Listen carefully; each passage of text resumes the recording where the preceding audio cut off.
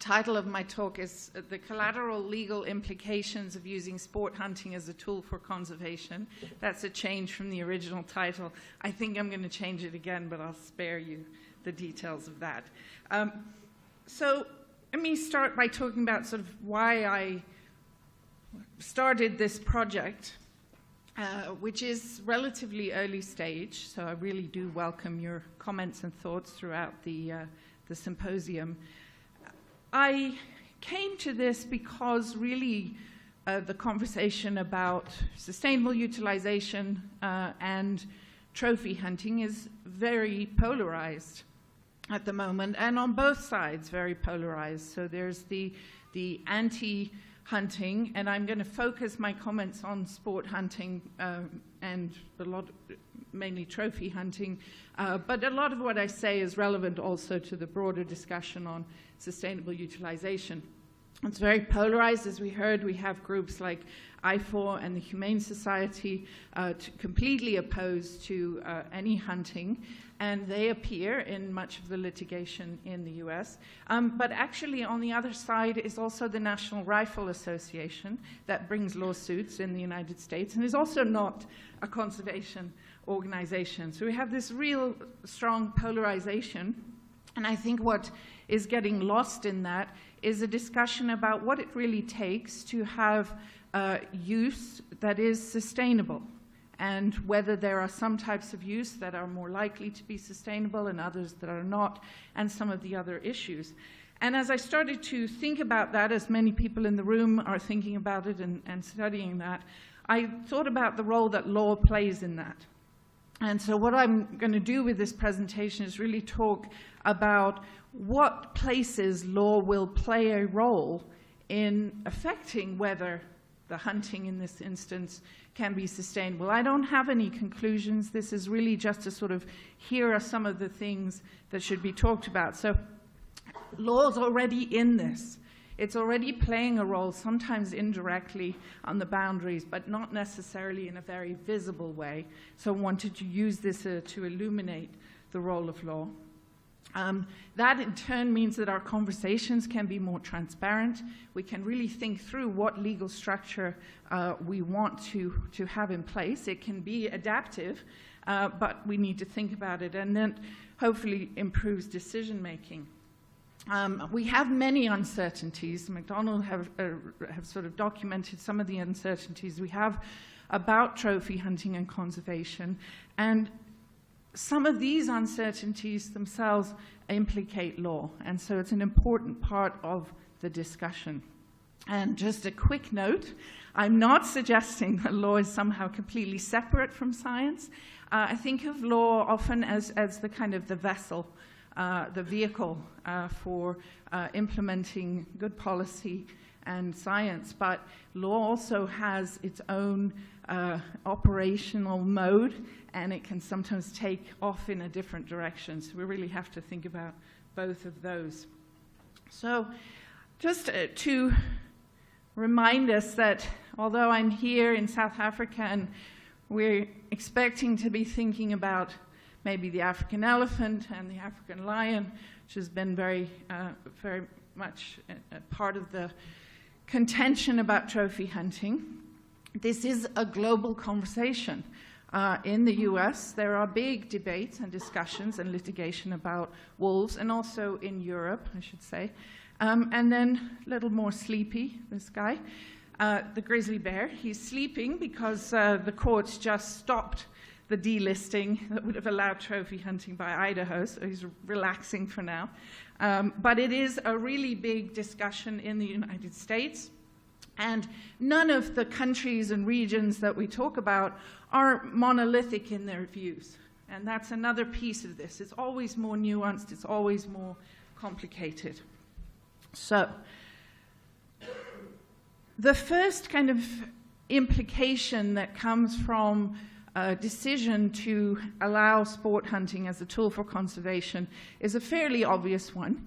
It's that because of the structure of our laws, it requires some changes. So the most endangered species tend to be listed in a way that prohibits, sorry for the typo, prohibits the killing of wild animals. and killing of wild individuals. And then there's often a different listing option for less endangered species that allows for more flexibility. So in CITES, we have Appendix 1, no commercial trade. Trophy hunting is a little more flexible within that, but the Appendix 1 approach is no trade. Appendix 2, of course, is regulated trade, so it's a different system. The conventional migratory species, although the structure is very different, these appendices species can be listed on both. Appendix 1 also has that prohibition on taking and killing. The EU Habitats Directive has it has different annexes. Annex 4 has the strictest level of protection, and again, a sort of prohibition on individual take. And the US Endangered Species Act has an endangered category and a threatened category. That until recently, there was a lot of overlap in how species would be treated under those, but that is changing under the new administration. Who knows in what way, but conservation, maybe not, but anyway, I'll leave it at that. So there's also, of course, this other category that we don't talk about a lot, which is generally less strict protection laws for species that are not listed at all. And that is relevant when we think beyond trophy hunting. We think of sport hunting and even some trophy hunting that involves species that are not endangered, of which there are many populations. And I should say on that previous slide, I plan to have some ungulates and some wildfowl on there, but my internet last night wasn't working, and so you just have to picture them. But they are part of this conversation as well. So that already is an implication when there's a move for hunting. You're going to have then a push for listing or delisting, uplisting or delisting. And what are the implications in turn of that?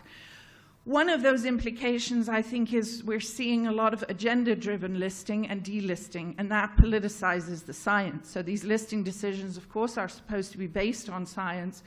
As I said, litigation in the United States is brought by the National Rifle Association or by the Humane Society, where they are arguing about the science, but we have some sense that they have a different goal in mind.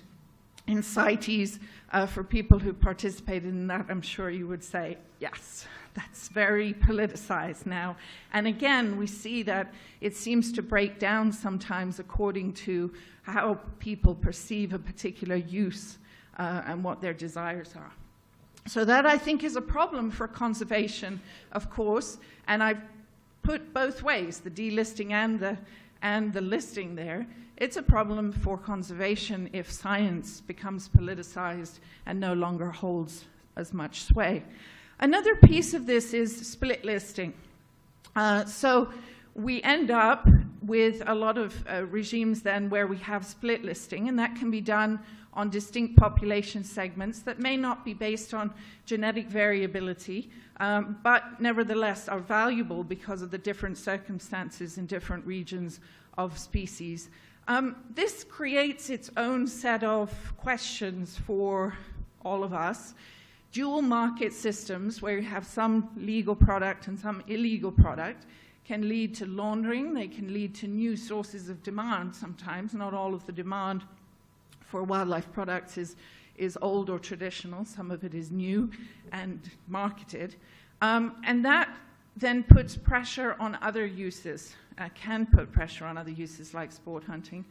At a minimum, split listing requires careful governance and tailored enforcement, a thorough regulatory system, which is a legal system. So we have to talk about governance, we have to talk about law.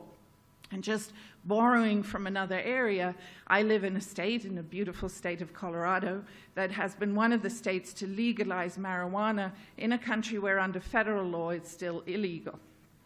So for non-citizens, don't partake. And that has required an extensive regulatory system in order to ensure that the legal market is functioning and is doing what it's supposed to do, but also that it is not affected by the illegal market or driving an illegal market. And that's an ongoing process with the legislature and regulatory bodies. The third thing I have on this slide is, what does that mean? It might start us having a conversation about whether we should be changing the approach of these protection laws, maybe in order to avoid this listing, delisting question, and to move away from politicization of science. One response would be to change how this works, and there are people who've advocated for that in CITES and also under the Endangered Species Act in the US. But we then have to face a serious question. Are we saying we're going to change this approach for all species? And if we do, we have to think very carefully about what that means. When we talk about trophy hunting, sport hunting, sustainable use, we need to be careful and thoughtful about which species we're talking about. So it's something to consider for conservation lawyers. More implications. I know it's late in the afternoon and what you want is more implications. But more implications of changing the protection status, the way most of our laws are structured.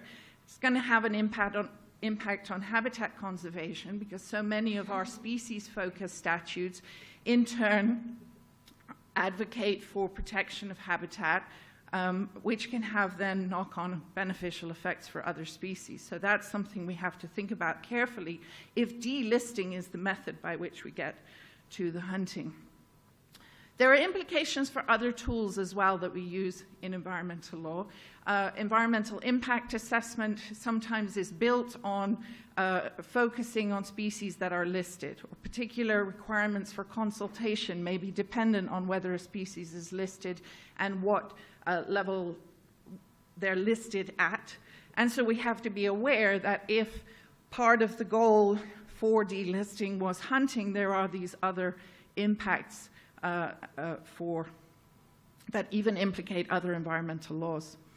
And then there are a number of jurisdictional issues, and those are coming because there's so many of them, they're getting their own slide. So, jurisdictional mismatches is the first thing I'll sort of talk about. And this plays out between international instruments and domestic laws. Those of you with experience or frustration with CITES may feel that frustration of CITES having a particular approach and the domestic system having a different approach.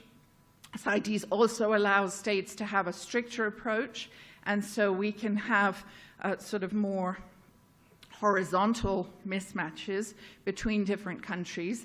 And citing here work by Celir, talking about the problem of transboundary management of elephant populations, and I have the exact citations at the end of this slide. But this is also between different countries, the mismatches that we have seen between the United States approach under the Obama administration and the approach that South Africa or Zimbabwe would prefer to take, Australia with its approach to African lions, and southern African countries, and we can have different approaches that are reflected in the split listing as well between East African countries or Kenya. I'm not the first to highlight them, so, and some southern African countries. But we can also have jurisdictional mismatches within countries across jurisdictional lines. So in the litigation in the United States that I'll give as an example, where there was a proposal to delist the grizzly bear, Idaho was ready with its quota, with its permits having been issued for trophy hunting. Montana, which is next door, had decided not to pursue trophy hunting. Wyoming was probably going to pursue trophy hunting. And then actually even within a localized jurisdiction, you're going to have some mismatches. And this is also partly because we have protected areas. We're going to have some jurisdiction retained by, let's say, the national government. We may have provincial ownership of land, and we may have private property ownership, which I'll mention in a minute. So just to give you one example, if you're a wolf in Wyoming, if you're in the national park, Yellowstone National Park, then you're completely protected. If you're in the 15% of the land of Wyoming that is near that national park, you'll be subject to trophy hunting. And if you happen to stray, because most of them don't live there, but if you are a wolf who happens to stray into the rest of the 85% of Wyoming, then it's a free-for-all. No permit is required, and you're treated as a pest, as a predator that can be killed at will. So it's a question as to whether these jurisdictional mismatches are significant or important, but they certainly may influence how one jurisdiction feels or can manage when another jurisdiction is not managing in the same way. And then we add to this mix the complexity of property ownership and private property ownership. The citation to work by Blackmore and Traubos, both they're here, as is Celia, trying to figure out the ownership of African elephants where they're straying, where they're moving into private property ownership in the light of new regulations. And you now have sort of the potential for multiple jurisdictions as well as private property ownership. It's different in different countries and different states as to who owns wildlife. But there may be a disconnect between what a private property owner thinks they can do and a kind of management strategy that is being done maybe at the provincial level or something like that. It's something to think about. More jurisdictional issues. It's just the list goes on. Conservation planning, right? So we may, at the very least, need here to have provision for enhanced cooperation among jurisdictions because we've changed the dynamic of who is regulating. So once we've got these jurisdictional mismatches, we now have to think very carefully about what to do about them. One response might be to devolve and not to sort of worry about the higher level, but there may still be a role for higher level. Depends what that role is, right? What's that? Build it from the bottom up. Build it, it might be that you build it from the bottom up, but anyway, you've got to think about where this conservation planning is happening. And the jurisdiction that you're in also has an impact often on the form and the hierarchical status of relevant law. So you may have some flexibility in an agreement. So the agreement about the wolves between, the grizzly bear, between Montana, Wyoming, and Idaho takes the form of a memorandum of understanding that really doesn't have a lot of legal status and is very explicit that it cannot be used in a court of law. It's a much more flexible tool or instrument than the Endangered Species Act, which has the ability for citizens to bring lawsuits. So that's just one example, and we can see this as you go, as you devolve, you may change the nature of the legal document or the legal status of what is governing conservation. And I'm not suggesting that one is better than the other, but I am suggesting that we might pay attention to that could be very important if you're coming to enforce a quota or something like that, or you have some kind of backstop mechanism where beyond a certain population you're going to need intervention. And then there are some broader implications just for the legal infrastructure that supports hunting. This also has to do with the interaction with property rights, but we have reliance interests and justified expectations, terms that are bandied about by lawyers all the time. The property owners themselves may have expectations, and this has some implications for adaptive management and quota setting. You can build into your laws things that will allow for adaptation or allow for a permit to be automatically made void if the population changes or some other factor comes into play, but it is something that you should be thinking about. And to the extent that we rely on a system of private property ownership, the private property owners may view their relationship to the wildlife differently from maybe a public entity. And this has sort of something to do with funding and incentives. There are implications for the management of human-wildlife relations once we start to focus on hunting as a main vehicle for how we manage a population. And this can translate into the way in which government actors, for example, actually try to stop local communities sometimes from being close to their wildlife. There's pressure for predator control. It's not clear that the hunting is always happening in conditions of huge respect for the species. And apologies for all the US examples, but they're the ones that I'm most familiar with. But when the wolf was originally up for delisting, the Fish and Wildlife Service wasn't successful before the courts because there was a document, there were statements by the state of Wyoming that said that their goal was to exterminate and eliminate all wolves.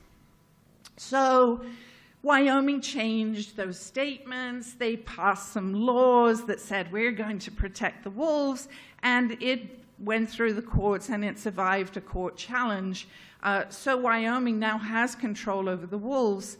For 5 years, because the wolves were listed on the Endangered Species Act, there will be some mechanism for review. After 5 years, there won't be. And I think it's a very open question what will happen to the wolves in Wyoming.